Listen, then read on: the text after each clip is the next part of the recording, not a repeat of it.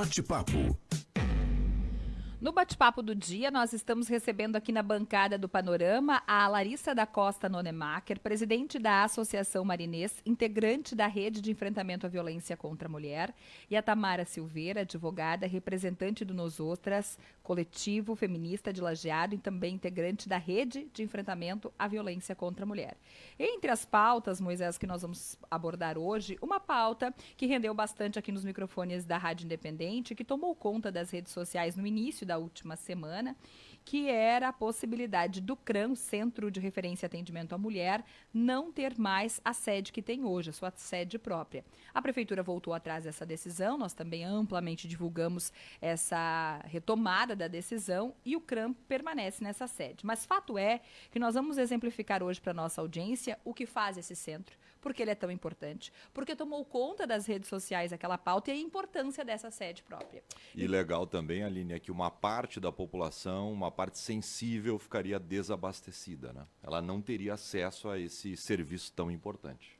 Larissa, bom dia, prazer tê-la conosco. Bom dia, é sempre uma alegria estar aqui e participar dos programas de vocês, que a gente sabe que tem um alcance muito legal, e levar informação de fato.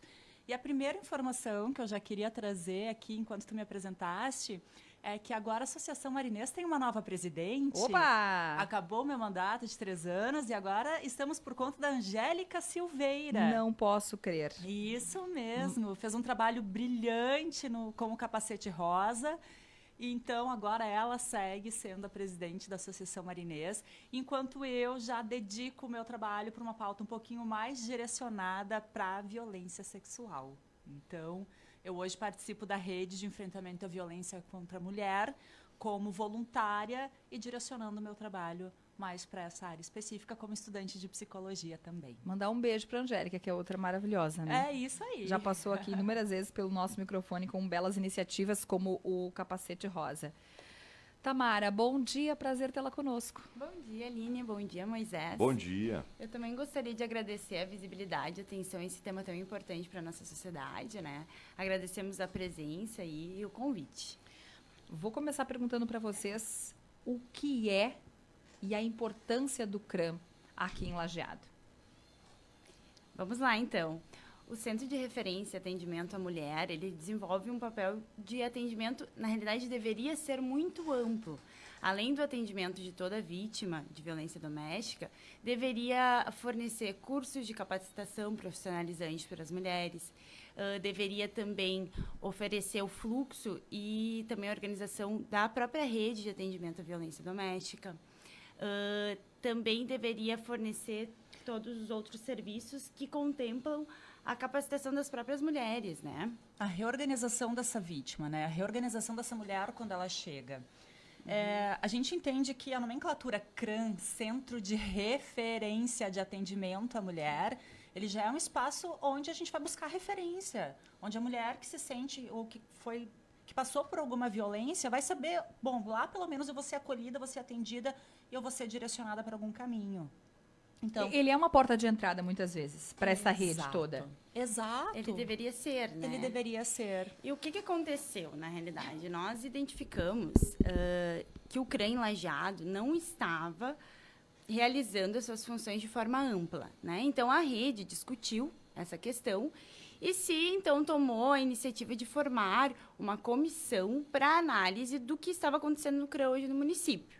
Lajeado, com o seu tamanho e sua magnitude, né, deveria fornecer um serviço até exemplar para os outros municípios no que tange assistência a essas mulheres.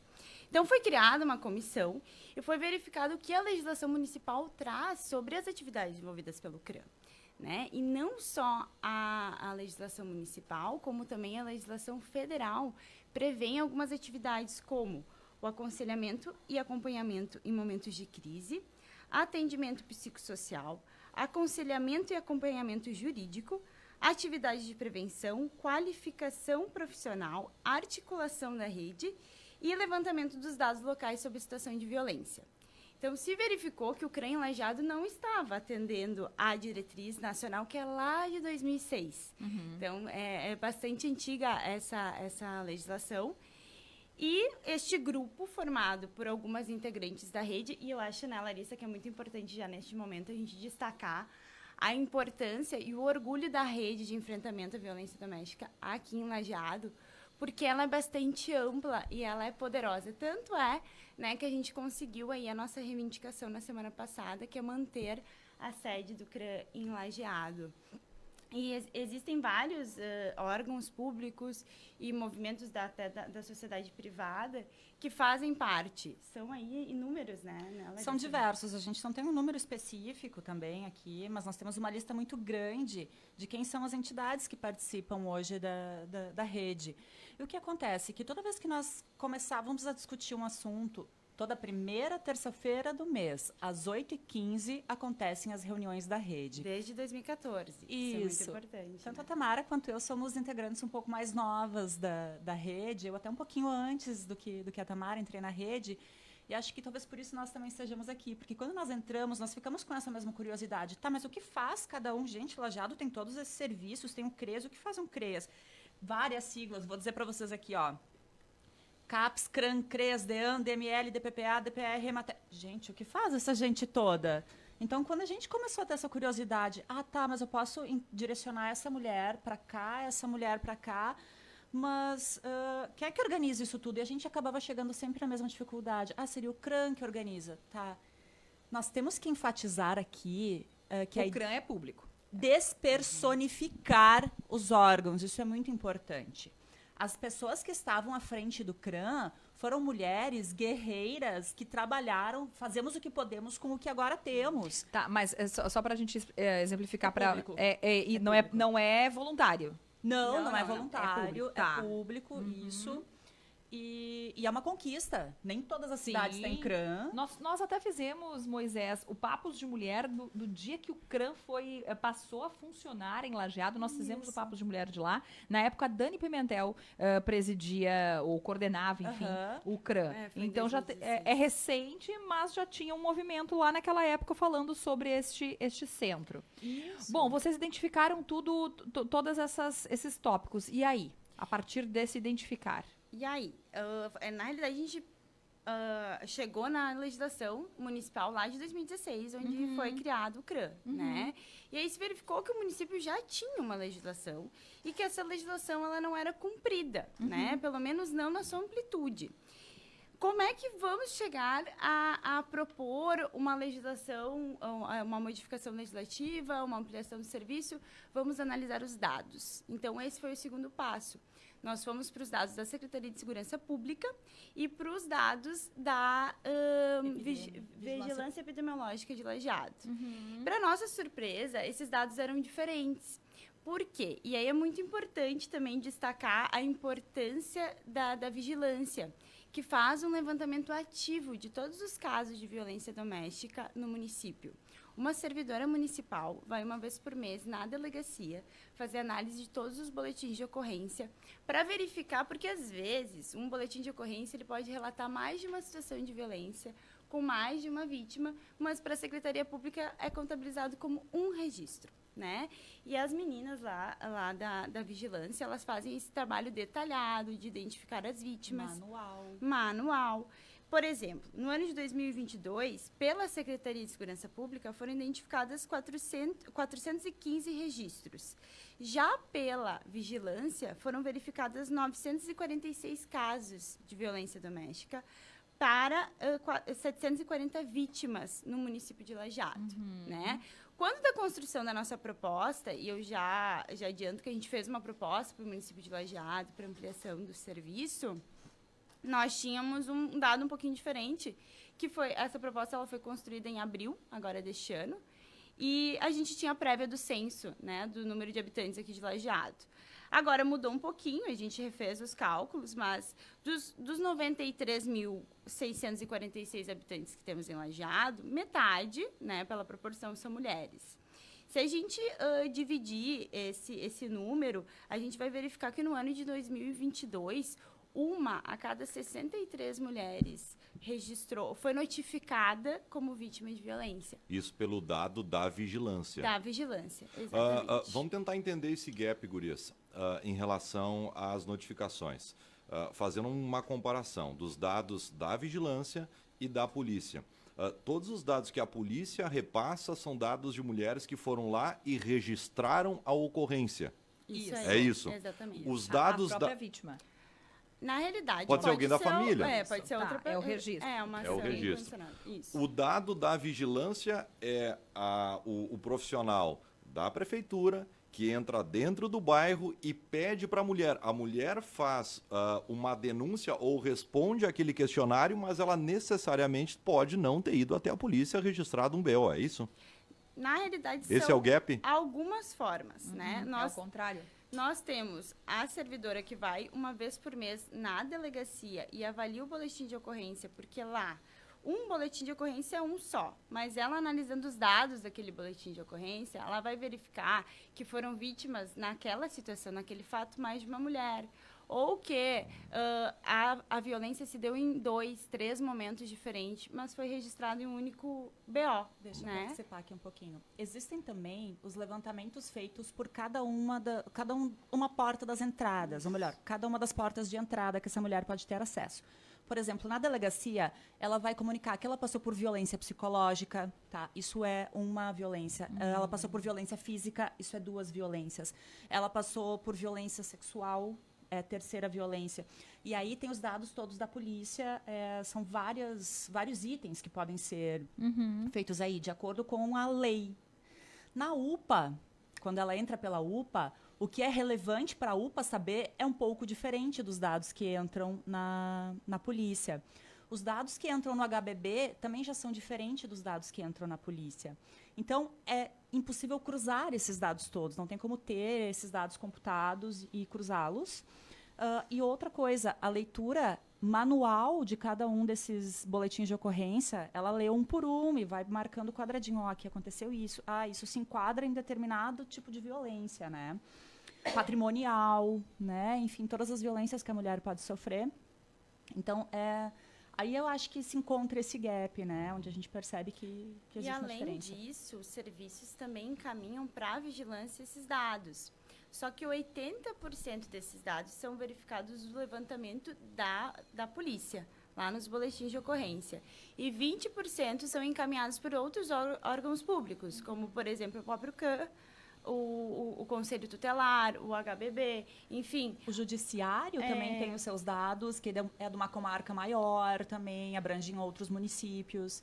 Então, são muitos dados. Mas esse levantamento foi importante exatamente para isso, para verificar o número de violência no município. 1 a cada 60... E 3. Isso dá também uma média de 2,6 casos por dia no ano de 2022. Isso é alto, fazendo uma comparação com a média nacional? É baixo? Está na média? É alto, sempre é alto, né? Eu acredito que qualquer tipo de violência contra mulheres, tomara que chegamos um dia em que possamos zerar estes números, né?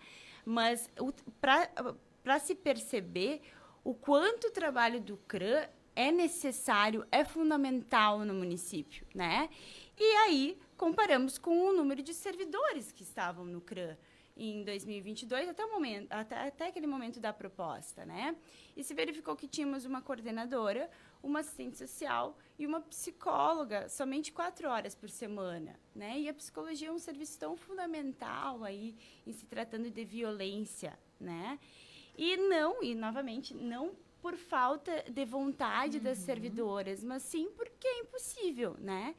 E aí se buscou verificar também quais foram os números de atendimento do CRAM em Lajeado em 2022. E aí se verificou que foram realizados 373 atendimentos a 231 mulheres, sendo que novas mulheres que nunca haviam passado pelo serviço foram 49 no ano de 2022, né? Isso, e aí de novo vamos para números, mas os números são importantes para demonstrar a importância do serviço, dá uma média de 1,6 atendimento por vítima, um número baixo, né? Porque não chega nem a 2 atendimentos por cada vítima no ano de 2022 e nem 31% das mulheres agredidas, então, passaram pelo CRAM. E daí, qual é que é o diagnóstico? É a mulher que suspende os atendimentos ou a gente não tem estrutura? A gente não tem estrutura. A conclusão foi essa. Tá, e aí como que a gente chega com esse levantamento à possibilidade de perder a sede? Então, desde o ano passado, quando nós viemos levantando esses dados todos, que na verdade chegamos nessa conclusão em abril desse ano, nós viemos marcando reunião e convidando o prefeito para as reuniões da rede. E nós tivemos aí 3 momentos em que nós convidamos o prefeito e ele não veio. E, então, houve um momento também que foi convidado a Glaucia, não foi um momento só, ambos foram convidados, mas a vice-prefeita também foi, e eles não vieram 2 vezes. E aí, em um determinado momento, nós fomos até o gabinete, então marcou-se uma reunião. E essa reunião nós estamos falando de promotoria, nós estamos falando do judiciário, nós estamos falando da delegacia especializada da mulher, a delegada Beth, enfim, várias pessoas com relevância notória de conhecimento de causa aqui, né? Então, nós fomos até o gabinete numa reunião, e aí sim fomos ouvidas, e nesse momento, a secretária e a coordenação do CREAS nos disseram que iam nos propor, então, nos dar uma contraproposta a partir de tudo isso que nós levamos para eles. E nesta terça-feira última, então, tivemos a contraproposta, que foi que eles entendiam que o serviço seria melhor oferecido se ele estivesse dentro do CREAS, dentro do equipamento. Em algum momento, faz muito sentido esse pensamento, né, de ter as pessoas próximas, de estar em um ambiente só. Contudo, não é o que a gente verifica. E aí que é onde a gente fala com um pouquinho mais de atenção, porque o CRAM, ele é um centro de referência de atendimento para toda a mulher. Não é. Quando a gente pensa em violência doméstica, hoje, a gente entende muito que a violência aconteça na periferia. Mas nós temos, num desses dados da vigilância epidemiológica, de zonas quentes de Lajeado, no mapeamento da violência, a violência acontece aqui no Alto do Parque. A violência acontece no bairro São Cristóvão, acontece no bairro Moinhos, não acontece só lá nos bairros periféricos, ela acontece aqui também. E essa mulher também pode acessar o CRAM, ela também deve acessar o CRAM. O serviço também pode ser oferecido para ela, né? Mas ela acessa? Não. Por quê? Por quê? Porque, infelizmente, o CRAM não consegue abranger toda aquela estrutura que ele supostamente deve fazer, de trabalhar com a prevenção, de trabalhar com as entidades privadas e públicas também, mas, por exemplo, a Associação Marinês. Tu recebe uma mulher que está em situação de violência, que passou por violência. Aqui a gente entra em zonas um pouco delicadas, assim, porque a gente jamais diria para uma pessoa diabética: cara, tenha força de vontade aí pro teu pâncreas produzir insulina. Mas a gente espera que a mulher que passou em situação de violência, que apanhou, que foi agredida, que está muito machucada, emocionalmente machucada, que ela tome a decisão mais importante da vida dela nesse momento. Então, exige-se... Rápido, né? Rápido. Isso não acontece. Então, a criação do vínculo, as pessoas que atendem a mulher que chegou em violência, esse primeiro contato pode ser que seja o único. Ela deve ser atendida por anjos. Ela tem que ser recebida, ela tem que ser acolhida, o espaço tem que ser acolhedor, tem que ter um café, tem que estar quentinho, tem que ser um ambiente agradável para a mulher ser recebida. E nós temos isso, né? Por isso que a sede própria faz sentido, Por isso então. que a sede própria faz sentido. E o principal, a partir do momento em que funcionaria dentro do CREAS, é o mesmo espaço onde o agressor é atendido. Isso é um problema. E isso é um problema, porque não esqueçamos, nossa memória não seja curta. Nós tivemos um episódio de feminicídio gravíssimo aqui no começo desse ano, na frente do trabalho da vítima, que era um posto de saúde. Então, ela estava inserida na rede de alguma forma. Ela trabalhava dentro do equipamento e não foi protegida.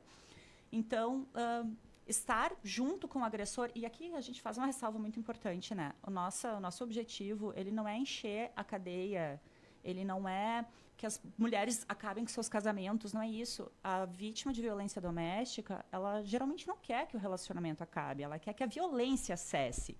Então, é importante que esse homem, que esse agressor, que por N motivos acabou se tornando um agressor, que ele seja atendido também. Ele geralmente é pai das crianças, porque geralmente tem crianças, e muitas crianças, que a mulher não vai conseguir sustentar sozinha, e que ela precisa arcar com o financeiro, com a alimentação. Então, ela vai voltar pro agressor, muitas vezes. E também tem uma questão jurídica muito importante aí, né?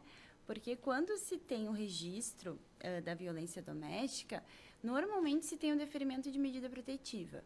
E uma das medidas protetivas é a restrição, a proibição da proximidade desse agressor com a vítima. E ali é de 100, 200, 300 metros. Como que a gente vai colocar dentro do mesmo serviço o agressor e a vítima? A gente vai estar tanto colocando a vítima em perigo, né?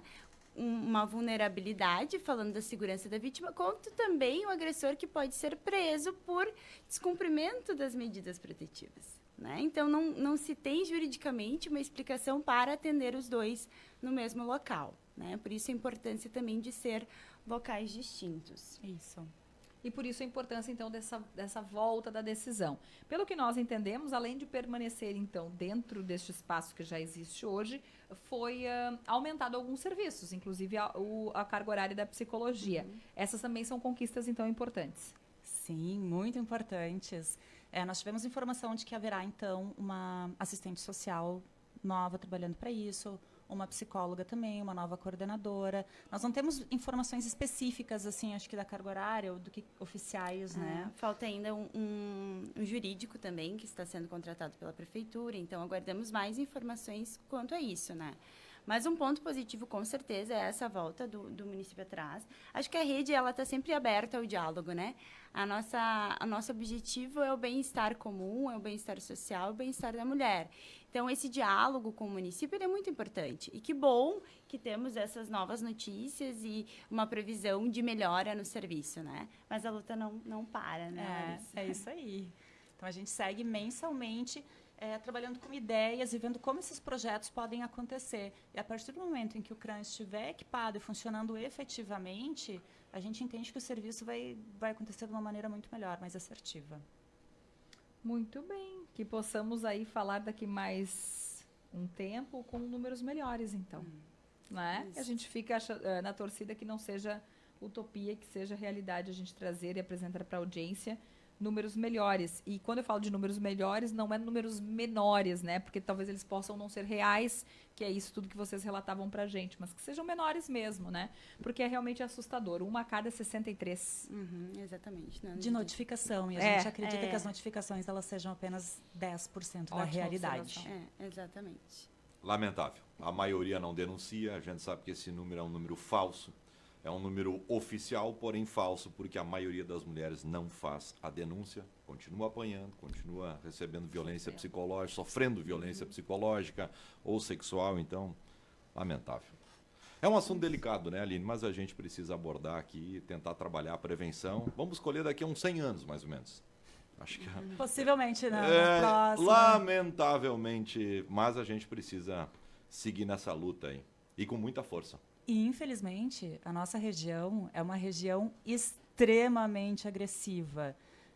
E se tratando de violência sexual, que é eu costumo dizer que é a brasa que eu puxo para o meu assado, que é a frente que eu levanto, nós moramos numa região muito caótica. As mulheres, meninas e meninos aqui sofrem muito, mais do que em outras regiões. Gurias, antes de fechar, agradecer, enquanto mulher, o trabalho que vocês, voluntárias, realizam na rede. É incrível, é louvável, é mensurável. A gente fala muito sobre trabalho voluntário, mas às vezes a gente esquece que, por exemplo, para uma rede funcionar, tem muitos órgãos públicos, iniciativa privada, mas tem muita gente como vocês lá ofertando o serviço, o nome à disposição de forma voluntária. Então, muito obrigada e o microfone sempre aberto por aqui.